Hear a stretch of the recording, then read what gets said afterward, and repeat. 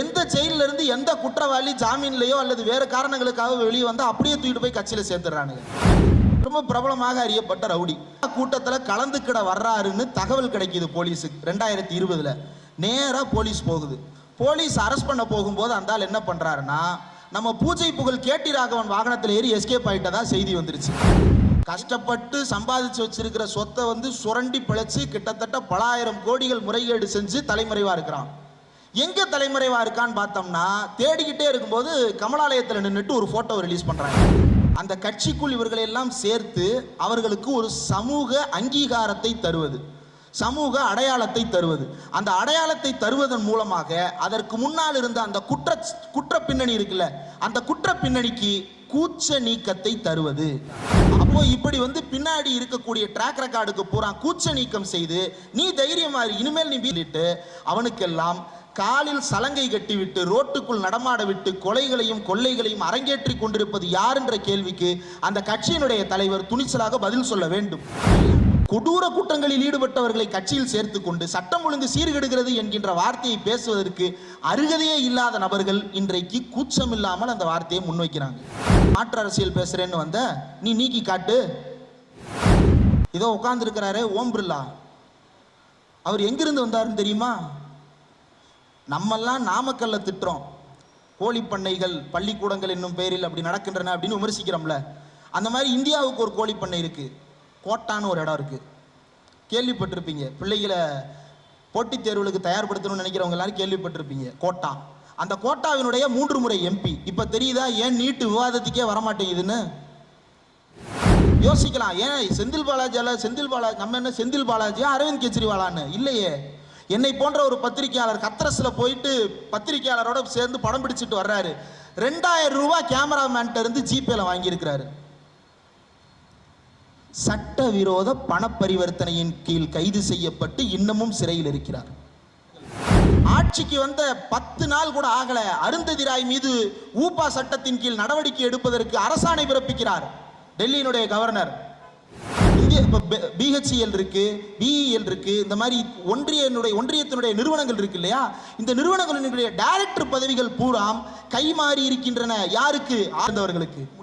எதிர்கட்சிகளுக்கு இப்போது ஒரு நல்ல பலம் கிடைத்திருக்கிறது. அந்த பலத்தை வைத்துத்தான் தமிழ்நாடு மட்டுமே நாயாய் கத்திக் கொண்டிருந்த நீட் தேர்வு விவகாரத்தை தேசிய அளவிலான ஊடகங்கள் 15 நாட்கள் விவாதிப்பதற்கான வழிவகை செய்ய முடிந்தது நம்மால். இந்த 100 சீட்டை 40 சீட்டை வச்சு என்ன செய்வேன்னு கேட்டான்ல, நாங்க கிளிப்போண்டா உன் முகத்திரைய 15 நாள் நீட் தேர்வை பத்தி பேசி பேசி கிளிப்போம் நிரூபிச்சு காட்டியிருக்கிறோம். உத்தரப்பிரதேசத்தில் தேர்தல் முடிவுகளை மாற்றியது கான்ஸ்டிடியூஷன் ஆஃப் இந்தியா, இந்தியாவின் அரசியலமைப்பு சட்டம். இந்தியாவின் அரசியலமைப்பு சட்டத்தை மாற்றப் போகிறார்கள் அப்படின்னு எதிர்க்கட்சிகள் வைத்த வாதம் தான் உத்தரப்பிரதேசத்தில் மோடி அரசு வீழ்ந்து போனதற்கு காரணம். அப்போ கான்ஸ்டிடியூஷனை ஏன் அவங்க பாதுகாக்கணும்னு நினைக்கிறாங்க? ரொம்ப அடிப்படையா, ரொம்ப இயல்பா மக்கள் புரிஞ்சுக்கிறாங்க. இந்த புத்தகம் ஒண்ணுதான்டா நம்மளை எல்லாரையும் சமம்னு சொல்லுது. இந்த புத்தகம் ஒண்ணுதான் நம்ம எல்லாரையும் சமம்னு சொல்லுது. இந்த புத்தகம் ஒண்ணுதான் உனக்கும் எனக்கும் வேலை வாய்ப்புல உரிமை இருக்குன்னு சொல்லுது. இந்த புத்தகம் ஒண்ணுதான் நம்முடைய தாத்தா அம்பேத்கர் நம்மளுக்காக விட்டுட்டு போன கடைசி புத்தகம். இதை விட்டுட்டோம்னா நமக்கு விடியல் கிடையாதுன்னு மக்கள் உணர்றாங்க. கார்கில் போராட்டத்தில் போரிட்டு தியாகியாக பட்டம் சூட்டப்பட்ட ஒரு குடும்பம் இன்னைக்கு கான்சென்ட்ரேஷன் கேம்ப்ல உட்கார்ந்துருக்காங்க. கார்கில் போராட்ட வீரரின் குடும்பம் இன்றைக்கு தனிமை முகாமில் இருக்கிறார்கள். ஏன்னா ஆதாரம் இல்லையா. ஆதாரம் இல்லாம எப்படிங்க ஆர்மியில சேர்த்தீங்க? மாநிலத்துக்கும் ஒன்றிய அரசுக்கும் இடையிலான உறவு அப்படின்றத பேசும் பொழுது முன்னுக்கு பின் பல கட்சிகளுக்கு பல மாற்று கருத்துக்கள் ஒரு காலத்தில் இருந்தது உண்மையில் இருந்தது. 1970களில் உண்மையில் மாற்று கருத்துக்கள் நிலவின. ஆனால் இன்றைக்கு சூழல் மாறி இருக்கிறது. எல்லா கட்சிகளும் மாநிலத்துக்கான உரிமைகளை ஒரே குரலில் கேட்க தொடங்கி இருக்கிறார்கள். சமீபத்தில் நடிகர் நண்பர் விஜய் ஒன்று பேசியிருந்தார். சிறப்பு பொதுப்பட்டியல் ஒன்று உருவாக்கணும்னு. பொதுப்பட்டியலே வேணாம்னு போராடிக்கிட்டு இருக்கிறோம். அதை தூக்கி போடுறதுக்கே பெரும் போராட்டமா இருக்கு. நீங்க புதுசா சிறப்பு பொதுப்பட்டியல்னு ஒன்றை உருவாக்கி அதை ஒழிக்கிறதுக்கு 15 வருஷம் கழிச்சு போராடி இது தேவையா? ஆனா அவர் நீட்டுக்கு எதிராக பேசி இருக்கக்கூடிய கருத்துக்கள் வரவேற்கத்தக்கவை.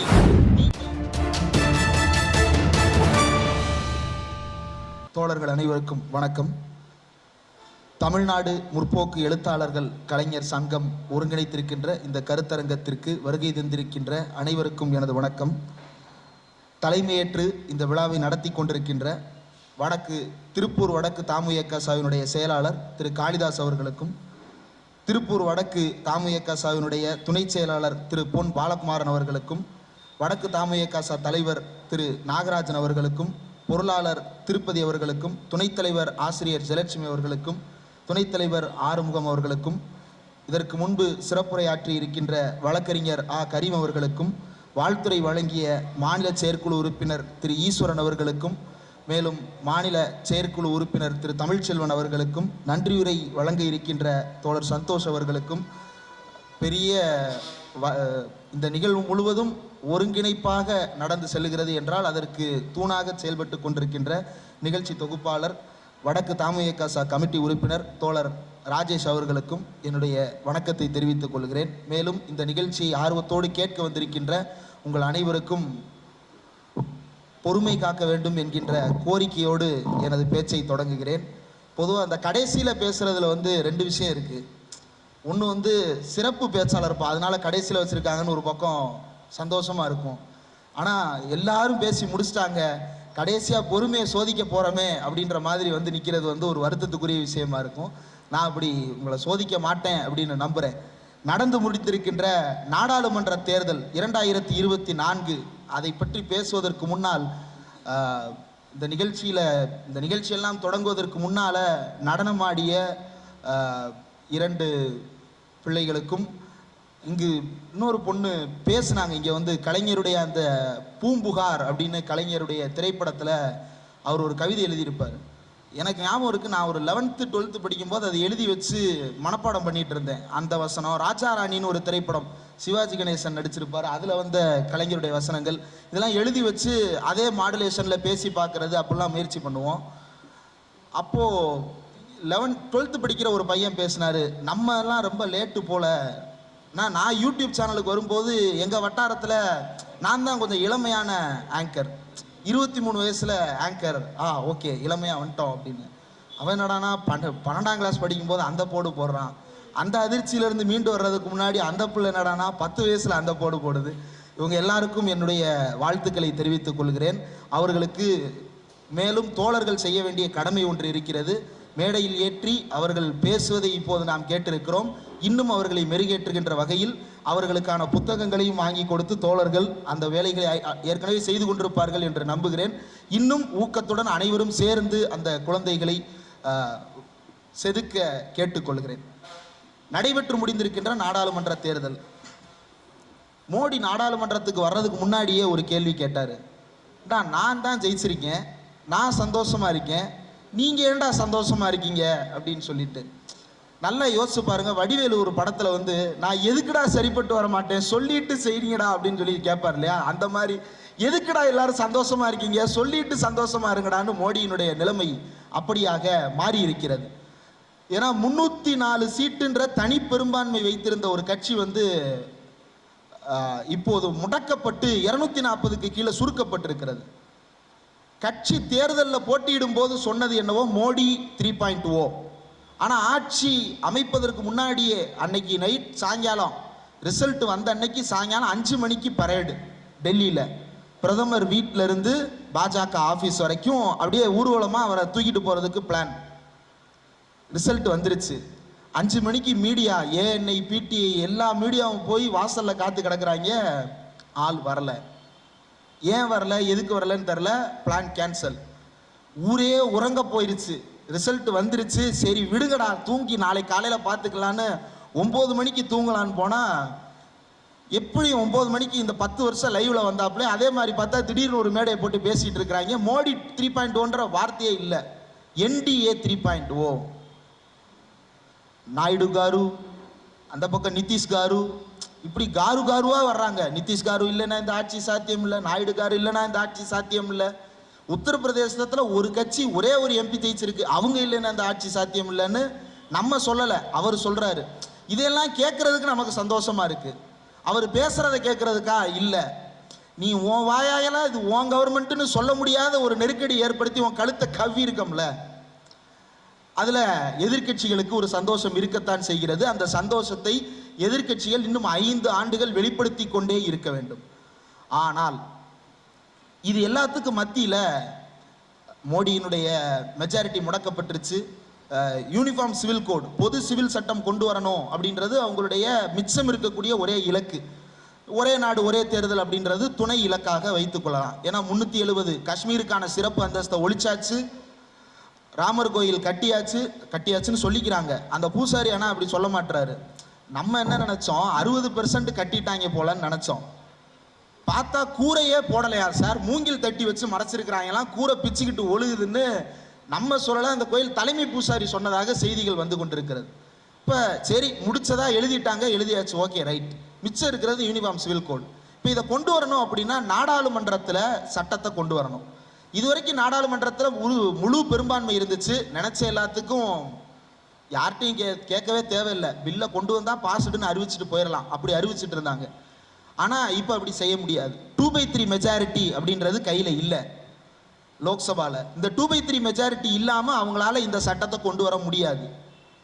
ஆனாலும் நாம் கவனமாக இருக்க வேண்டிய ஒரு தேவை இருக்கிறது. அது என்ன அப்படின்றது குறித்து நாம் சில விஷயங்களை தொடர்ந்து பேச வேண்டிய இருக்கிறது. ஏன்னா பிஜேபி என்கின்ற இந்த கட்சி தன்னுடைய சங் பரிவாரின் மூலமா, இந்து முன்னணி மாதிரியான அமைப்புகளின் மூலமாக நீங்க கவனிச்சீங்கன்னா அவன் வந்து தேர்தலுக்கு வேலை செய்யறது இல்லை, தேர்தலுக்காக நாள் முழுக்க ஆண்டு முழுக்க வேலை செய்து கொண்டே இருக்கிறார்கள். தேர்தலை மட்டுமே மையமாக வைத்து தங்களுடைய எல்லா அஜெண்டாக்களையும் செய்து கொண்டே இருக்கிறார்கள். அந்த இடத்தில் தான் நமக்கும் பிஜேபிக்கும் இடையில் இருக்கின்ற விரிசல் என்பது உருவாகி கொண்டே இருக்கிறது. காங்கிரஸுக்கோ அல்லது மற்ற கூட்டணி கட்சிகளுக்கோ இருக்கக்கூடிய பிரச்சனை என்ன அப்படின்னா, நாம் தேர்தலுக்கு வேலை வாய்க்கின்ற கட்சிகளாக அவர்கள் இருக்கிறார்கள். ஆனால் அதை தாண்டி தேர்தலுக்கு எப்போதும் வேலை பார்த்து கொண்டே இருக்கின்ற ஒரு கட்சியாக பிஜேபி இருக்கிறது. இந்த இரண்டு வித்தியாசமும் இன்றைக்கும் அப்படியே இருந்து கொண்டிருக்கின்றன. இந்த வித்தியாசத்திற்கு இடையில் 10 ஆண்டு கால ஆட்சியில் இவர்கள் ஏற்கனவே செய்து வைத்து போயிருக்கின்ற வேலைகளினுடைய மிச்சங்களும் சொச்சங்களும் நம்மை எல்லாம் ஆட்டி படைப்பதற்கு காத்து கொண்டிருக்கின்றன. இந்த மழை வந்து விட்டது, மகிழ்ச்சி. மழை இல்லையா, ஃபேனா?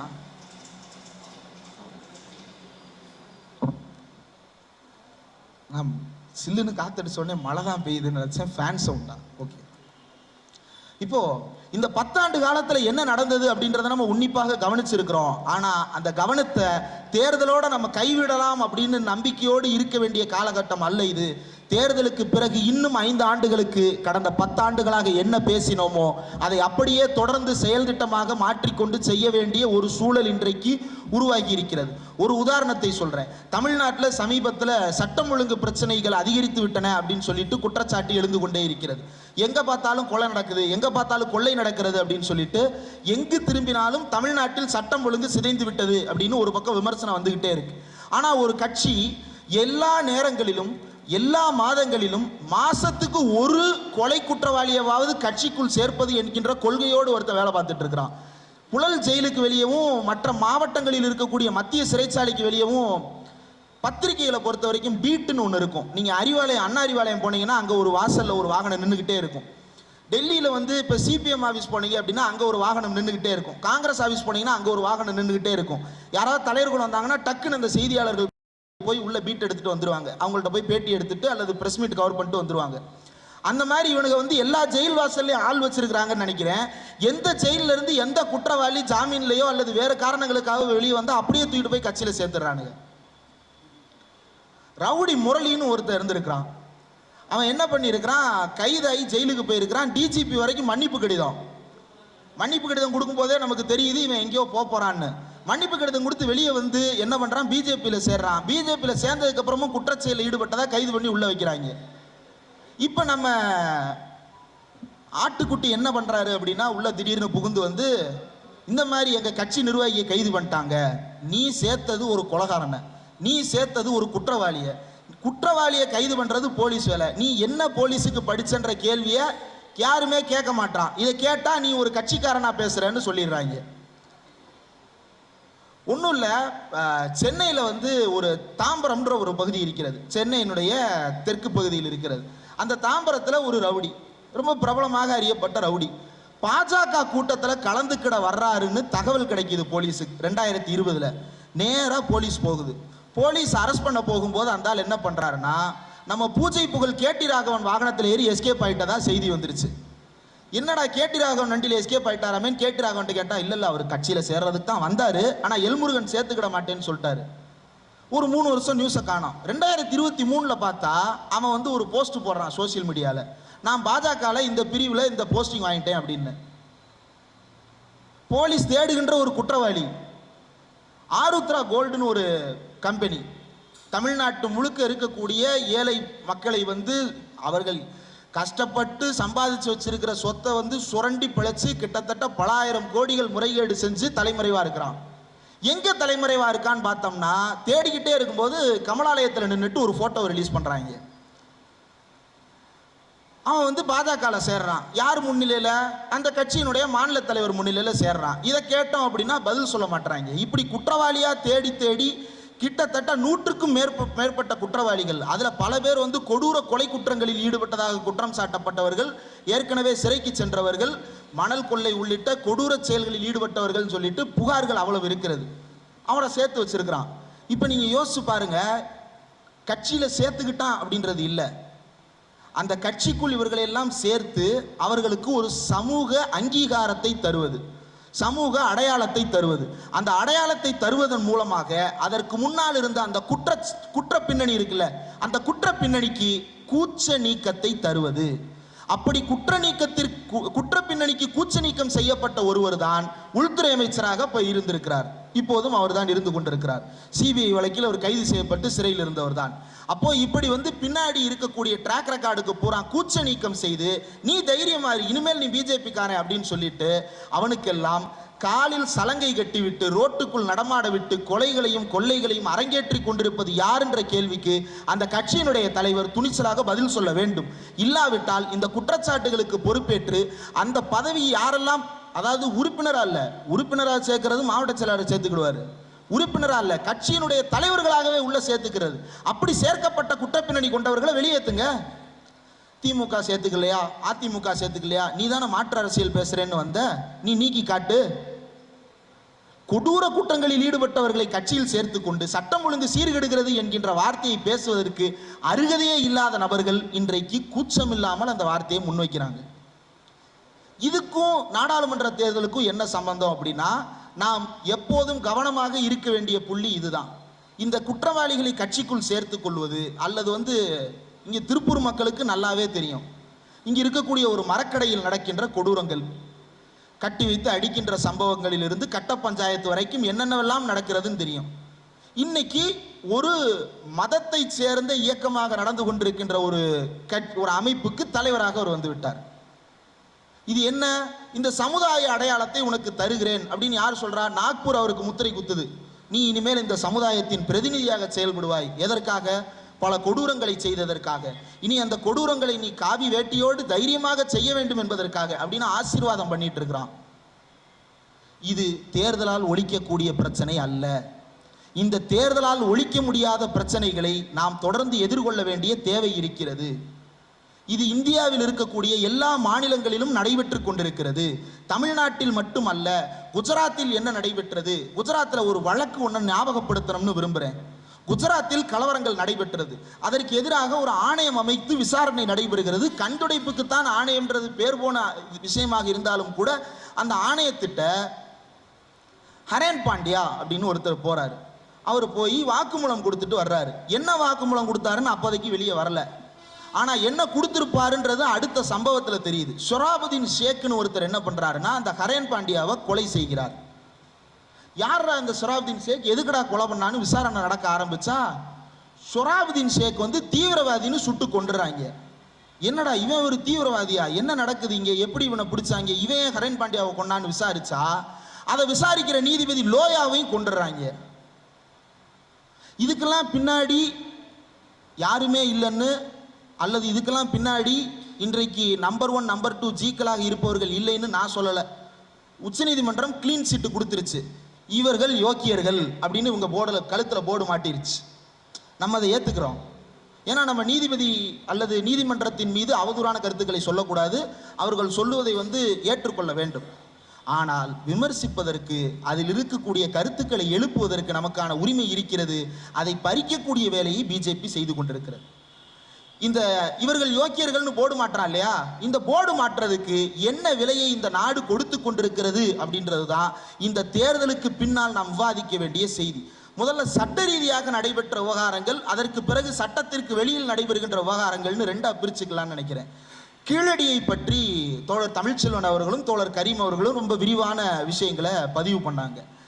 கீழடி பற்றி சமீபத்தில் பாலகிருஷ்ணன் ஐஏஎஸ், ஓய்வு பெற்ற ஐஏஎஸ் அதிகாரி ஒரு பேட்டி கொடுத்திருக்கிறார். அவர் பேட்டியில் குறிப்பிடுறது என்னன்னா, நீங்க எல்லாரும் பார்த்துருப்பீங்க, பானை ஓட்டுல ஆதன், குவிரன் அப்படின்னு பேர் எழுதப்பட்டிருக்கு இல்லையா. அதை எதோட தொடர்பு படுத்தி பேசுறார் அப்படின்னா, நம்ம எல்லாம் வீட்டில் கல்யாணம் அல்லது வேற ஏதோ ஒரு நிகழ்ச்சி விசேஷம் அப்படின்னா நம்முடைய மகனுக்கோ அல்லது மகளுக்கோ கொடுத்து விடணும் இல்லையா, சீர் பாத்திரங்கள்னு. அதில் என்ன செய்வோம் அப்படின்னா, நம்ம பேர் எழுதுவோம். யார் பெயரால் அதை பரிசளிக்கிறோமோ அவருடைய பெயரை அதில் எழுதுவோம். பானையில் பேர் எழுதுறது எதுக்காக இருக்கும்? இது யாரோடதுன்னு ஐடென்டிஃபை பண்ணுறது தானே. அப்போ இந்த ஐடென்டிஃபிகேஷனை நம்ம கீழடியிலிருந்து பண்ணிட்டு இருக்கோம்.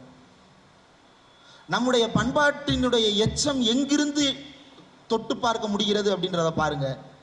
இதை பற்றி ராமகிருஷ்ணன் அப்படின்ற அதிகாரி ரொம்ப நேர்மையாக 2 கட்ட ஆய்வுகள் செய்கிறாரு. அவர் 2 கட்ட ஆய்வுகளை முடிச்சு 988 பக்க அறிக்கையை ஒன்றிய அரசாங்கத்தினுடைய ஏஎஸ்ஐ, ஆர்கியாலஜிக்கல் சொசைட்டி ஆஃப் இந்தியாவிடம் சமர்ப்பிக்கிறார். சமர்ப்பிச்ச அறிக்கையை வெளியிடுவாங்கன்னு பார்த்தா வெளியிட மாட்டாங்க. கேஸ் போட்டா நாங்க அதை பார்த்துக்கிட்டு இருக்கிறோம். அதுதான் அந்த அதிகாரி பார்த்துட்டாருல, நீ வேற என்ன பார்க்க வேண்டியது இருக்கு, நீ வேற என்ன பார்க்க வேண்டியது இருக்கு, என்ன பார்க்க வேண்டியது இருக்குன்னா அங்க சரஸ்வதி நதி ஓடுதான்னு பார்க்க வேண்டியது இருக்கு. அங்க ஓட வாய்ப்பே இல்லை, ஏன்னா அது இந்தியாவில் எங்கேயுமே ஓடலை. பாலைவனத்தை தோண்டிட்டு இருக்காங்க, கீழே ஓடுறதுக்கான தடம் இருக்கான்னு. அதை கீழடியில் தேட பார்க்குறாங்க. ஆல்ரெடி ஃபேக் நியூஸ் பரப்பிட்டாங்க. கீழடியில் மகாவிஷ்ணுவின் சிலை எட்டி பார்ப்பது போல, லிங்கங்கள் எட்டி பார்ப்பது போல பல போட்டோஷாப்புகளை எல்லாம் கிரியேட் பண்ணி உலக விட்டுட்டாங்க. பிள்ளையாரெல்லாம் எட்டி பார்க்குறாரு கீழடியிலிருந்து. என்ன அது ஓமகுண்டமா? பல சிலைகளையும் எட்டி பார்க்கறதுக்கு.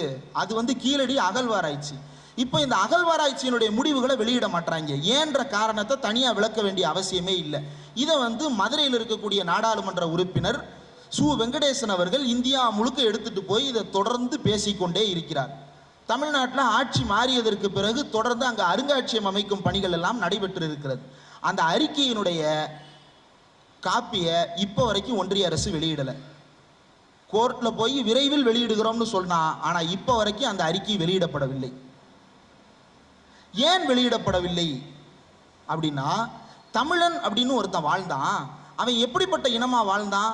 அவன் கிறிஸ்து பிறப்பதற்கு 800 ஆண்டுகளுக்கு முன்னாடி, கிறிஸ்து பிறப்பதற்கு 1000 ஆண்டுகளுக்கு முன்னாடி இப்படியான ஒரு நாகரிகத்தை கொண்டவனாக இந்தியாவில் வாழ்ந்தான் அப்படின்றத நம்ம தோண்டி கண்டுபிடிச்சிருக்கோம் இல்லையா.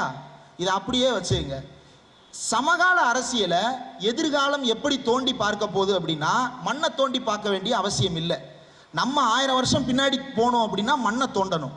ஆனால் நம்மிலிருந்து 1000 வருடங்கள் தாண்டி நம்மை படிக்க ஆசைப்படுபவர்கள் கண்ட்ரோல் F போட்டால் போதும். கம்ப்யூட்டரில் கண்ட்ரோல் F அடித்து தேடினா போதும், டாக்குமெண்ட்டை தேடினா போதும், ஃபோட்டோஸை தேடினா போதும், வீடியோஸை தேடினா போதும். மண்ணை தோண்ட வேண்டிய அவசியம் இல்லாத ஒரு காலத்தை நோக்கி நாம் நகர்ந்து கொண்டிருக்கிறோம். அப்போ மண்ணை தோண்ட தேவையில்லாத ஒரு காலகட்டம், தமிழனுடைய வரலாற்றை தெரிந்து கொள்ளக்கூடாது அப்படின்ற ஒரு நீண்டகால செயல் திட்டத்தின் அடிப்படையில் இது எல்லாம் மறைக்கப்பட்டு கொண்டிருக்கிறது. ஆதிச்சநல்லூர் அகழ்வாராய்ச்சியினுடைய முடிவுகள் முழுமையாக வெளியிடப்பட்டிருக்கிறதா? ஏஎஸ்ஐ வெப்சைட்ல தேடி பாருங்க. தமிழ்நாட்டில் இதுவரை நடைபெற்று முடிந்த அகழ்வாராய்ச்சியினுடைய முடிவுகள், கீழடியை பற்றிய விரிவான குறிப்புகள் ஏதாவது இடம்பெற்று இருக்கிறதா? தேடி பாருங்க, இருக்காது. அப்போ இது கடந்த காலத்தை மட்டும் அல்ல, நிகழ்காலத்தையும் மறைக்கிறான். எப்படி மறைக்கிறான் அப்படின்னா, இன்னைக்கு தமிழ்நாட்டுக்குன்னு நம்ம ஒரு மருத்துவ கட்டமைப்பு வச்சிருக்கிறோம். நீட் தேர்வு எதிர்ப்பதை பற்றி பேசினார்கள் தோழர்கள். தமிழ்நாட்டுக்குன்னு ஒரு மருத்துவ கட்டமைப்பு வச்சிருக்கோம் இல்லையா. ஒரு சின்ன உதாரணம் சொல்றேன். இன்னைக்கு யாரும் வீட்டில் பிரசவம் பார்க்கறது இல்லை இல்லையா. யாருமே இன்னைக்கு வீட்டில் பிரசவம் பார்க்கறது இல்லை. குறைந்தபட்சம் பக்கத்தில் இருக்கிற பிரைமரி ஹெல்த் சென்டர்ல இருந்து மாவட்ட தலைமை மருத்துவமனை எதுவோ அங்கே போய் நம்ம பார்த்துறோம், அல்லது ஒரு பிரைவேட் ஹாஸ்பிட்டலுக்கு போய் பார்த்துறோம். பிரைவேட்டுக்கு போக முடியாத கிட்டத்தட்ட 50% அதிகமான மக்கள் அரசு மருத்துவமனைகளில் பிள்ளை பெற்றுக் கொள்ளுகிறார்கள். ஆமாவா இல்லையா? ஏன் போறாங்க? ஏன் ஆஸ்பத்திரி போறாங்க? பிள்ளை முதல்ல பத்திரமா பிறக்கணும் ஒண்ணு. அப்படி பத்திரமா பிறக்கணும்னாலும் மருத்துவமனைக்கு போகும் பொழுது அங்கு ஆண் மருத்துவரிடம் போவார்களா, பெண் மருத்துவர்களிடம் போவார்களா? பிரசவத்துக்கு பெண் மருத்துவர்கள் தான் அதிகமாக நாடப்படுகிறார்கள். அப்போ அரசு மருத்துவமனைகள்ல நீங்க எங்கெல்லாம் அரசு மருத்துவமனைகள் இருக்கோ அங்க ஓஜின்னு அப்படின்னு ஒரு ஓஜி அப்படின்னு வார்டு இருக்கும், ஆப்ஸ்டெட்டிக்ஸ் அண்ட் கைனகாலஜி, மகப்பேறு மருத்துவ துறை அப்படின்னு மகப்பேறு மருத்துவ பிளாக்னு தனியா இருக்கும். அங்க போய் பாருங்க, அவ்வளவு பெண் செவிலியர்களும் அவ்வளவு பெண் மருத்துவர்களையும் நீங்கள் அங்கு பார்க்க முடியும். ஆண் மருத்துவர்களும் இருப்பார்கள், பெண் மருத்துவர்கள் அதிகமாக இருப்பார்கள். ஏன் பெண் மருத்துவர்கள் அதிகமாக வச்சாங்கன்னா அப்பத்தான் நம்ம மக்கள் நம்பிக்கையோடு பிள்ளைகளை பெற்றுக்கொள்வதற்கு அரசாங்கத்திற்கு வருவார்கள். ஏன் நம்பிக்கையோடு பிள்ளை பெற்றுக்கொள்ள மருத்துவமனைகளுக்கு வர வேண்டும்? பிரைவேட்டுக்கு கொள்ளையடிக்கின்ற நோக்கம் இருக்கலாம் இல்லையா? அரசு மருத்துவமனைகளில் எந்த கட்டணமும் இல்லாமல் தான் எல்லா வேலைகளும் நடைபெற்று கொண்டிருக்கிறது. அப்போ அரசு மருத்துவமனைகளில் ஏன் பெண் மருத்துவர்களை வைக்கணும்? நம்முடைய எதிர்கால தலைமுறை ஆரோக்கியமாக பிறக்க வேண்டும் என்பதற்காக. ஏன் ஆரோக்கியமாக பிறக்கணும்? அப்பதான் இந்த நாட்டுக்கு உழைச்சு கொட்டுறதுக்கு ஒரு உழைப்பாளி கிடப்பான் அல்லது ஒரு முதலாளி கிடப்பான், யாரோ ஒருத்தன் அதிலிருந்து இருந்து உருவாகணும். அப்போ அந்த சிசு ஆரோக்கியமான சிசுவாக பிறந்து வளர்ந்து ஆளாக வேண்டும், அந்த தேவை இருக்கிறது. அதற்காக இப்படியான ஒரு கட்டமைப்பை நம்ம உருவாக்கி வச்சிருக்கோம். இப்போ நீட்ன்ற ஒரு எக்ஸாம் உள்ள வருது. இது என்ன செய்யும் அப்படின்னா, இப்போ கஷ்டப்பட்டு அனிதா மாதிரியான பிள்ளைகள் கட் ஆஃபுக்கு ஒரு மார்க்கை எடுத்து வந்ததுக்கு அப்புறம் நீ வேற ஒரு எக்ஸாம் எழுதுன்னு சொல்லி எழுத வைப்பாங்க.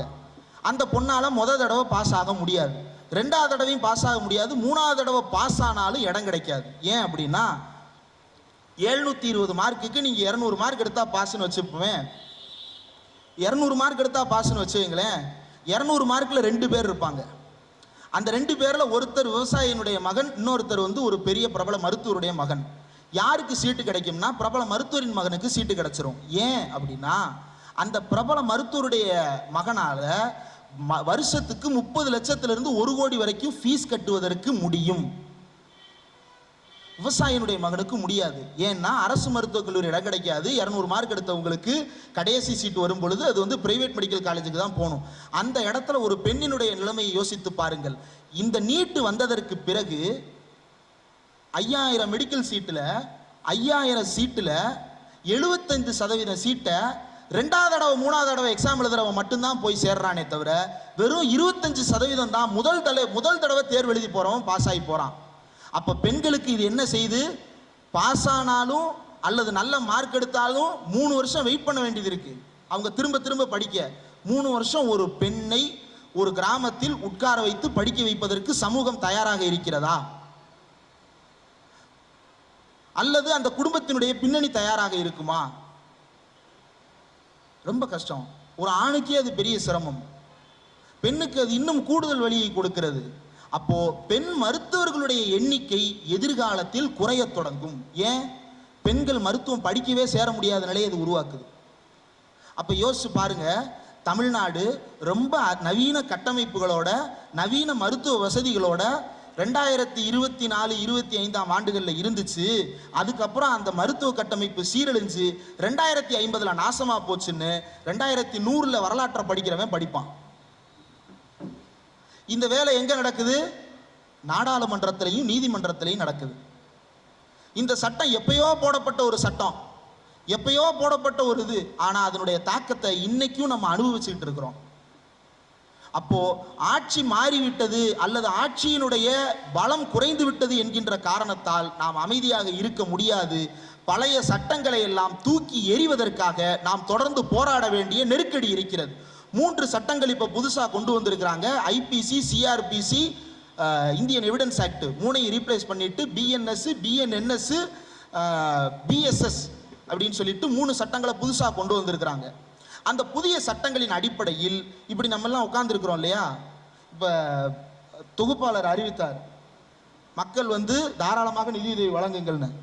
இதெல்லாம் கிரிமினல் ஆக்ட் சார், இப்படி எழுதி வச்சிருக்கிறான்.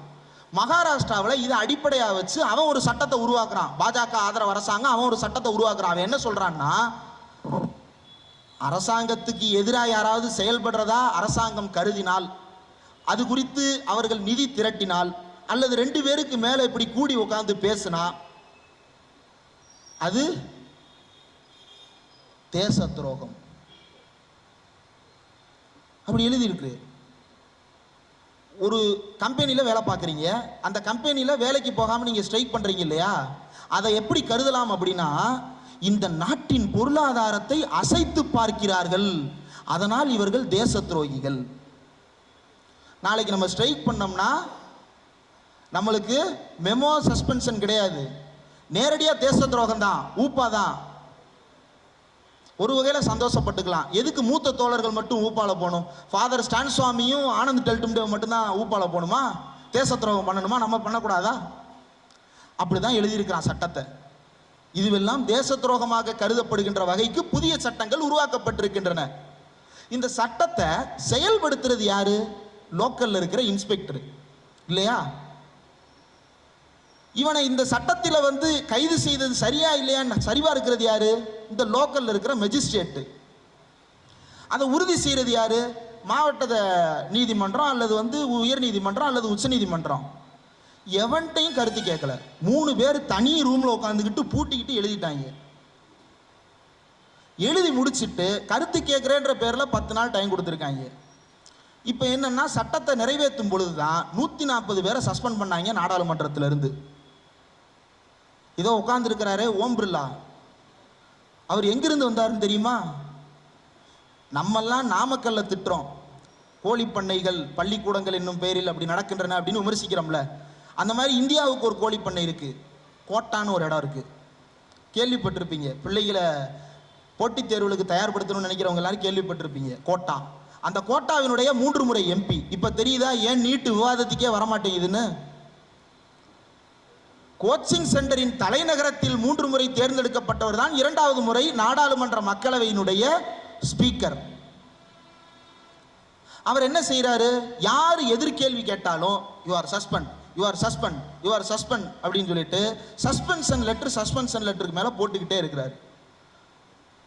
இதையெல்லாம் ஏற்கனவே செய்தார்கள், இப்போது செய்ய முடியாது. ஆனா ஏற்கனவே அப்படி செய்து நிறைவேற்றப்பட்ட சட்டங்கள் இருக்கு இல்லையா, அவை ஒன்னொன்றாக அமலாக தொடங்குகின்றது. அந்த அமலாகின்ற சட்டங்களை நாம் எப்படி எதிர்கொள்ள போகிறோம் என்பது பற்றி நாம் உறுதியான நிலைப்பாட்டை எடுக்க வேண்டிய காலம் இந்த 5 ஆண்டு காலம். இந்த ஆட்சி 5 ஆண்டுகள் நிலைக்கிறதா இல்லையா என்பதை எல்லாம் தாண்டி ஆட்சி அமைந்திருக்கிறது, 5 ஆண்டுகள் இருக்க போகிறது என்ற இடத்திலிருந்து யோசித்தால் நாம் இந்த 5 ஆண்டுகளில் நிறைவேற்றப்பட்ட சட்டங்களை வைத்து, ஈடியினுடைய சட்டங்கள் இன்னும் மாற்றப்படவில்லை, சிபிஐ சட்டங்கள் இன்னும் மாற்றப்படவில்லை, இன்கம் டாக்ஸ் சட்டங்கள் இன்னும் மாற்றப்படவில்லை, இவற்றின் மூலமாகவெல்லாம் நீங்கள் கைது செய்யப்படுவதற்கு எல்லா வாய்ப்புகளும் இருக்கிறது. யோசிக்கலாம், ஏன் செந்தில் பாலாஜி நம்ம என்ன செந்தில் பாலாஜியா அரவிந்த் கெஜ்ரிவாலான்னு? இல்லையே. என்னை போன்ற ஒரு பத்திரிகையாளர் கத்ரஸ்ல போயிட்டு பத்திரிகையாளரோட சேர்ந்து படம் பிடிச்சிட்டு வர்றாரு. 2000 ரூபாய் கேமராமேன்ட்ட இருந்து ஜிபேல வாங்கியிருக்கிறாரு. சட்டவிரோத பண பரிவர்த்தனையின் கீழ் கைது செய்யப்பட்டு இன்னமும் சிறையில் இருக்கிறார். அவரை விடுவிச்சிட்டோமா? இல்ல. இப்படி எத்தனை பத்திரிகையாளர்கள் சிறைப்படுத்தப்பட்டிருக்கிறார்கள்.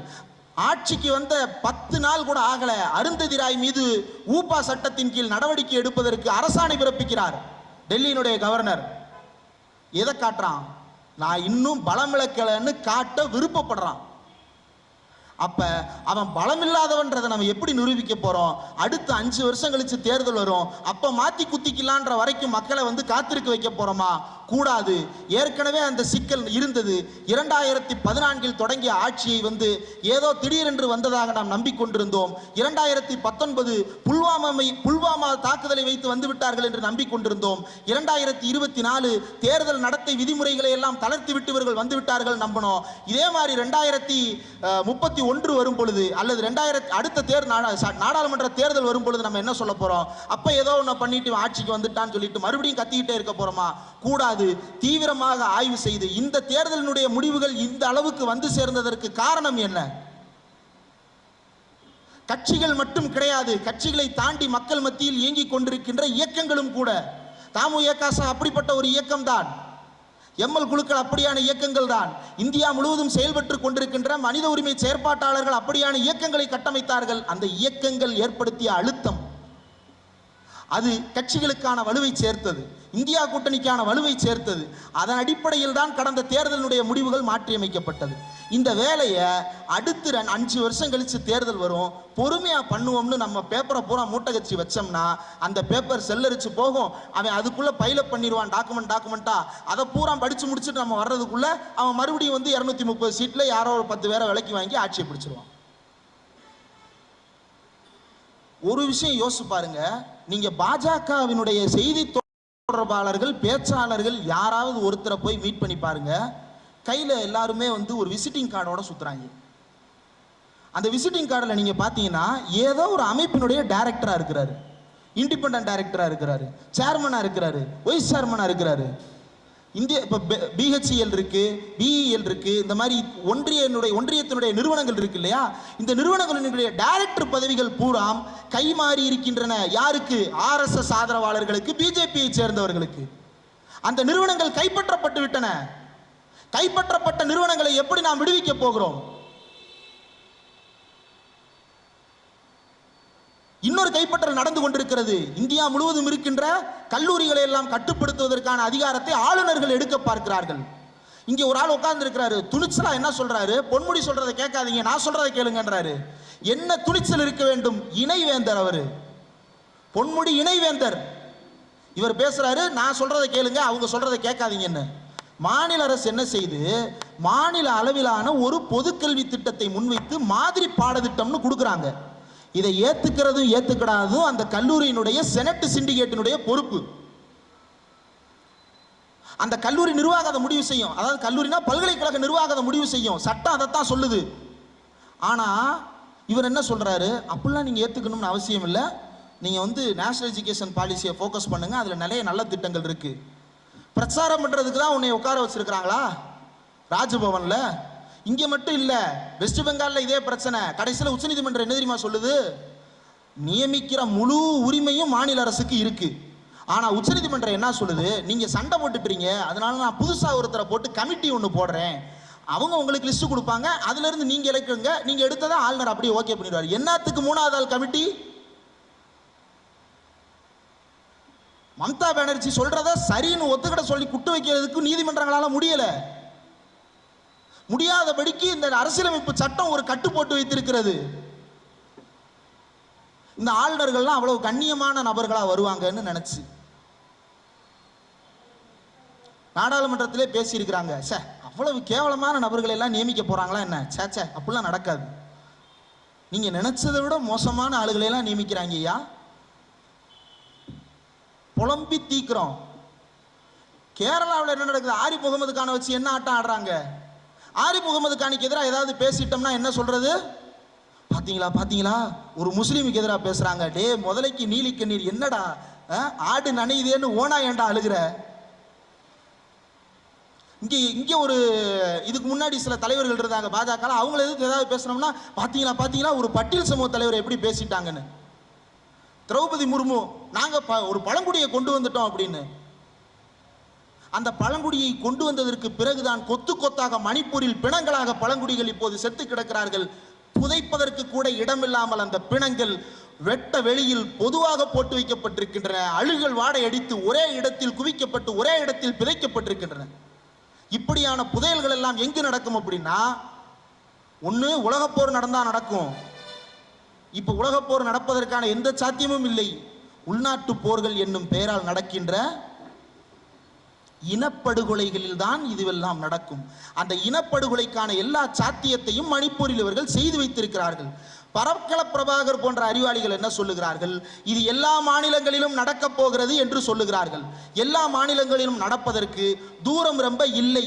ஏன்னா நம்ம ஊர்ல ராமதாஸ் ஐயா அறிக்கை கொடுக்கிறாரு, 10,000 பேர் கொண்ட ஒரு சாதியை சேர்ந்தவங்க நாட்டை ஆளலாமான்னு கேட்கிறாரு. இதே மாதிரியான வாதங்கள் இந்தியா முழுக்க பேசப்படுகின்றன, மாநிலம் முழுக்க எல்லா மாநிலங்களிலும் பேசப்படுகின்றன. இந்த மாதிரியான இனவாதங்கள் எல்லாம் தொடர்ந்து நடைபெற்றுக் கொண்டிருக்கிறது. சட்டங்கள் அந்த இனவாத கருத்துக்களை எல்லாம் சமூகத்தில் பேசுவதற்கு தேவையான வெளியை உருவாக்கி தருவதாக இருக்கிறது. எப்படி? இந்தியாவினுடைய சுயேட்சையான அமைப்புகளை எல்லாம் கட்டுப்படுத்துவது, கல்லூரிகளை கட்டுப்படுத்துவது, பல்கலைக்கழகங்களை கட்டுப்படுத்துவது, மாணவர்களிடமிருந்து அரசியலை நீக்குவது, குற்றவாளிகளிடமிருந்து கூச்சத்தை நீக்குவது, இப்படியான நடைமுறைகள் தொடர்ந்து நடைபெற்று கொண்டே இருக்கின்றன.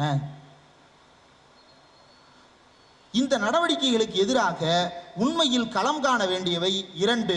அந்த இரண்டில் ஒன்று எதிர்க்கட்சிகள், இன்னொன்று மக்களாகிய நாமும் நமக்கு சாதகமாக போராடி கொண்டிருக்கின்ற அமைப்புகளும்.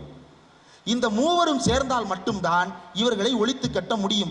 எதிர்க்கட்சிகளுக்கு இப்போது ஒரு நல்ல பலம் கிடைத்திருக்கிறது. அந்த பலத்தை வைத்துத்தான் தமிழ்நாடு மட்டுமே நாயாய் கத்திக் கொண்டிருந்த நீட் தேர்வு விவகாரத்தை தேசிய அளவிலான ஊடகங்கள் 15 நாட்கள் விவாதிப்பதற்கான வழிவகை செய்ய முடிந்தது நம்மால்.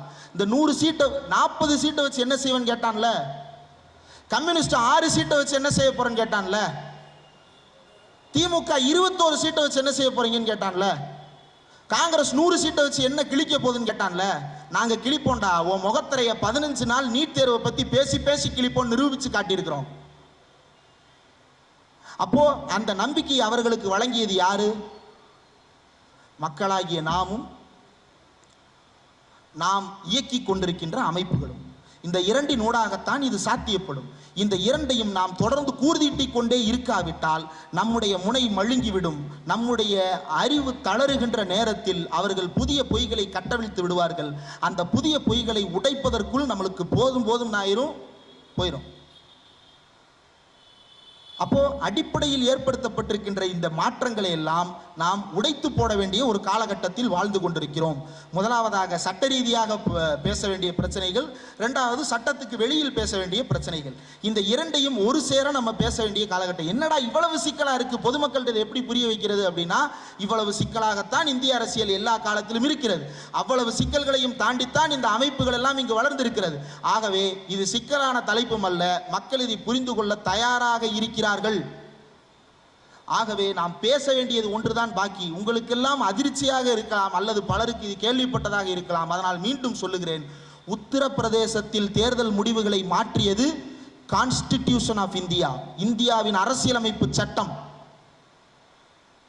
இந்தியாவின் அரசியலமைப்பு சட்டத்தை மாற்றப் போகிறார்கள் அப்படின்னு எதிர்க்கட்சிகள் வைத்த வாதம் தான் உத்தரப்பிரதேசத்தில் மோடி அரசு வீழ்ந்து போனதற்கு காரணம்.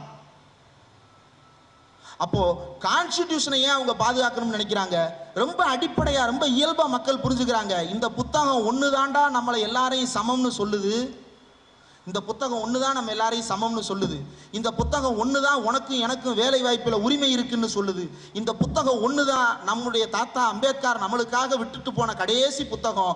இதை விட்டுட்டோம்னா நமக்கு விடியல் கிடையாதுன்னு மக்கள் உணர்றாங்க. அதை தேர்தல் களத்தில் பிரதிபலித்தார்கள். அப்போ நம்ம நினைக்கிறோம் கான்ஸ்டிடியூஷன் அதெல்லாம் அறிவாளிகள் பேச வேண்டிய விவகாரம், மக்களுக்கு அதெல்லாம் போய் சேர்க்க முடியுமா? அப்படியெல்லாம் இல்லை.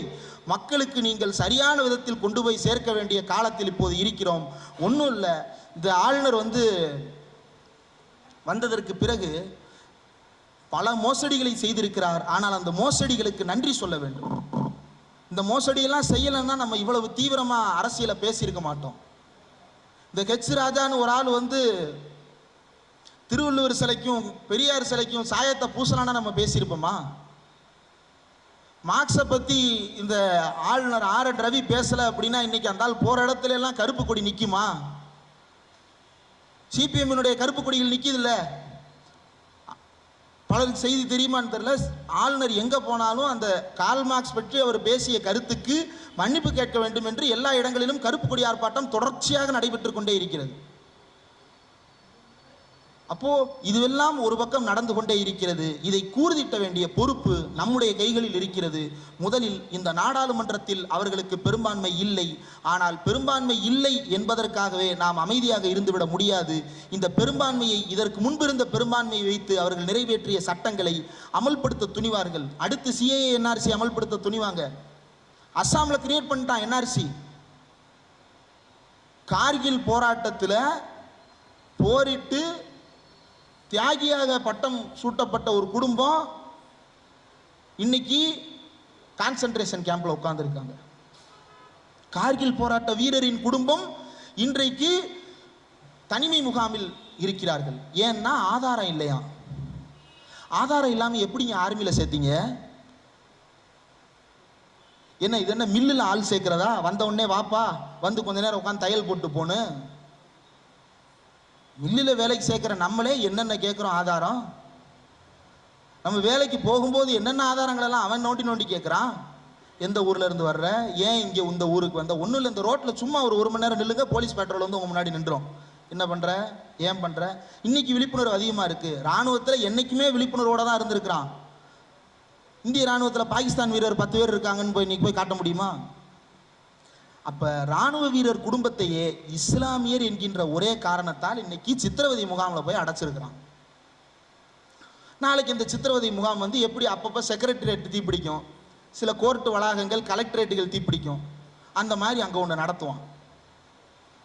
இதை நம்ம வேடிக்கை பார்த்துடக்கூடாது. அப்போ இதை நாம் தொடர்ந்து பேசிக்கொண்டே இருப்பதன் மூலமாகவும், இதை எழுதி கொண்டே இருப்பதன் மூலமாகவும், இதை படைப்புகளாக மாற்றிக்கொண்டே இருப்பதன் மூலமாகவும் மட்டும்தான் இந்த சமகால அரசியலை உயிர்ப்போடு எதிர்கால தலைமுறைக்கு நாம் கடத்த முடியும்.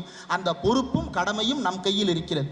இரண்டாவது, பண்பாட்டு தளத்தில் தமுஎக முன்னெடுத்திருக்கின்ற இந்த முன்னெடுப்புகள் வருகின்ற தைப்பொங்கலை ஜான் மார்ஷல் பொங்கலாக அறிவிக்கப் போவதாக தமிழ்ச்செல்வன் அவர்கள் கூறியிருந்தார். அது பற்றிய பேச்சுக்கள் நடைபெற்றுக் கொண்டிருப்பதாக தெரிவித்திருந்தார். அப்படியான ஒரு முடிவு எடுக்கப்பட்டால் அது சங்கிகளுக்கு விழுகின்ற பெரும் சம்மட்டி அடியாக இருக்கும். ஒன்றும் இல்லை, ஒரு சர்ச்சு வாசல்ல பொங்கல் வைக்கிற மாதிரி ஒரே ஒரு போட்டோ, அதை எப்போ எடுத்ததுனே தெரியாது. இந்த வருஷம் தான் எடுத்தாங்களா இல்லை 10 வருஷம் முன்னாடி எடுத்தாங்களா தெரியாது. பொங்கல் அன்னைக்கு அதை அப்படி ஒரு போஸ்ட் போட்டு விட்டு போங்களேன், வந்து ஐயோ ஐயோன்னு கதறுவான். அப்போ நம்ம பிரிஞ்சு கிடக்கிறது, நம்ம ஒன்று சேர்றது அவனுக்கு அவ்வளவு எரிச்சலை கிளப்புது. நம்ம ஒன்று சேர்றது அவனுக்கு அவ்வளவு வயிற்றெரிச்சலை கிளப்புகிறது. அவனால் உட்கார முடியல ஒரு இடத்துல நம்ம ஒன்றா இருக்கிறத பார்க்கும்போது. அப்போ நம்ம ஒன்றா இருக்கிறோன்றதை நிரூபிக்கிறது தான் இந்த மாதிரியான முன்னெடுப்புகள். அதே போல நம்முடைய பண்பாட்டு ரீதியான முன்னெடுப்புகள் எல்லாவற்றையும் இவர்கள் முடக்குவதற்கான முயற்சியில் தொடர்ந்து ஈடுபட்டிருக்கிறார்கள். நாடாளுமன்றத்தின் மூலமாக, சட்டப்பேரவைக்கு நிதியை மறுப்பதன் மூலமாக, மாநிலத்துக்கும் ஒன்றிய அரசுக்கும் இடையிலான உறவு அப்படின்றத பேசும் பொழுது முன்னுக்கு பின் பல கட்சிகளுக்கு பல மாற்று கருத்துக்கள் ஒரு காலத்தில் இருந்தது உண்மையில் இருந்தது. 1970களில் உண்மையில் மாற்று கருத்துக்கள் நிலவின.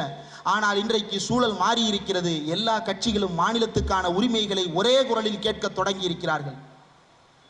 அந்த மாநில ஒன்றும் இல்லை, அந்த மாநில அரசாங்கத்திடம் இருக்கக்கூடிய கல்வி உரிமை, அந்த மாநில அரசாங்கத்திடம் இருக்கக்கூடிய நிதி உரிமை ஆகியவை ரொம்ப அடிப்படையான தேவைகள். சமீபத்தில் நடிகர் நண்பர் விஜய் ஒன்று பேசியிருந்தார், சிறப்பு பொதுப்பட்டியல் ஒன்று உருவாக்கணும்னு. பொதுப்பட்டியலே வேணாம்னு போராடிக்கிட்டு இருக்கிறோம், அதை தூக்கி போடுறதுக்கே பெரும் போராட்டமாக இருக்குது. நீங்கள் புதுசாக சிறப்பு பொதுப்பட்டியல்னு ஒன்று உருவாக்கி அதை ஒழிக்கிறதுக்கு 15 வருஷம் கழித்து போராடி இது தேவையா? ஆனால் அவர் நீட்டுக்கு எதிராக பேசியிருக்கக்கூடிய கருத்துக்கள் வரவேற்கத்தக்கவை. நீட்டை எதிர்க்கிறோம் என்று அவர் பேசியிருப்பது, மாநில பட்டியலில் கல்வி என்பது வர வேண்டும் என்று பேசியிருப்பது வரவேற்கத்தக்கது. அவருடைய அறிவை கூர்மைப்படுத்திக் கொள்வதற்காக இதை நாம் அவரிடம் கொண்டு சேர்க்க வேண்டும். எதை? இந்த சிறப்பு பொதுப்பட்டியல்னால் தேவையில்லாத வேலைகளை நாம் உருட்ட தேவையில்லை. பொதுப்பட்டியலே அப்படி ஒரு உருட்டுத்தான். மாநிலத்துக்கு எல்லாத்தையும் கொடுத்துட்டா சென்டர் என்ன பண்றது, சென்டருக்கு எல்லாத்தையும் கொடுத்துட்டா ஸ்டேட் என்ன பண்றதுன்ற உருட்டுக்கு நடுவில் உருவானது தான் இந்த பொதுப்பட்டியல், ஒத்திசைவு பட்டியல். இதுக்கு நடுவில் புதுசாக ஒரு உருட்டை போட்டு சிறப்பு பொதுப்பட்டியல்னு வேற வைப்பாங்களாம்.